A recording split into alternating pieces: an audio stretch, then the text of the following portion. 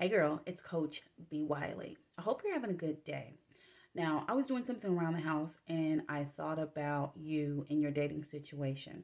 A lot of times when you go into dating, you come across a guy and you can't stop thinking about him. You have made it up in your mind that this is your guy, full speed ahead, the foot is on the gas, and you're not letting up.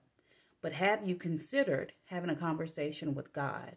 Have you considered having a conversation with the universe and literally asking God and or the universe, God, is this you? And then waiting on your answer, which will be very direct, very clear. Have you made that consideration? Because if you have not, then chances are you're just going to keep going with whatever he's dishing out, whether he's been sent from the universe or sent from someplace else. A lot of times, women will get in our own way when we see something and we're so attracted to it and we desire it so much, and or we've been single for a long time, or we're coming out of a relationship that ended, or a marriage, or we haven't really had the opportunity to have a serious committed dating situation with someone, so much so that when we see someone who might bat their eye at us or give us a little bit of attention, we just stick our claws in and then we just decide this is our dude. But you haven't even checked in with if it even makes sense. You haven't even weighed the pros and the cons. You haven't even asked yourself, well, self, what is it about this guy that I don't even know that I've made up in my mind is going to be my future husband? That I've decided this is the dude for me. I've literally gone through this before in my life. Now, before I was educated and before I learned so much about dating, of course, it's been a while. And before I literally, my light is flashing. I hope you can't see that, but whatever. But before I took my pause for the cause, the guy right before that, I had put my eyes on him and I had decided this was my husband. I even told people that this dude was my husband. He couldn't have been the furthest thing from my husband. He was probably one of the worst guys I've literally ever came into encounter with. It was worst case scenario. So to avoid your worst case scenario in your dating situation, you want to have a logical and rational conversation with yourself about what is it about this dude that you're so thirsty for? What is it about this dude? Is it the chemistry? Because if you're using that word chemistry, in my opinion, as a life coach, as a professional, and talking to the women that I talk to and doing this for, I've literally been doing videos since 2014, and just my encounters, you got to think about that chemistry thing. I even learned that from Judge Toller when she was on divorce court and she was explaining what chemistry is. It's basically just lust. And so if your friend were to ask you, what is it about this dude? You're so hyped up, you're so excited about this guy. What is it? And if you can't tell her solid things about who this guy is, his makeup, his character, how he carries himself, who he is as a human, then that is a problem. Then that might not be the guy for you. And or maybe you're choosing this guy because of reasons that aren't substance filled. They're more, what is the other word? If it don't have substance, it's what? I can't think of it right now. And I just ate. You would think I would be able to know it. If someone doesn't have substance, they're surface level. So you need to really sit down with yourself and make sure you're not jumping the gun, you're not moving too fast. Because a lot of us who are single, of course, you want to be partnered up. However, it's a way to go about things, just like with a job. You see a job, flashing lights, look good, it feels good. Is it good though? You got to read the fine print. And that's why, ladies, when it comes to dating, you always want to be detail oriented. You always want to read the fine print. Because just imagine him being on a poster. This dude looking good on a poster, nice watch, nice threads, looks good, hair is lined up, locks are flowing if you like locks, whatever your type is. You know what your type is. But what is the fine print beneath him? Does he take care of his children? Did he abandon the woman that had his kids?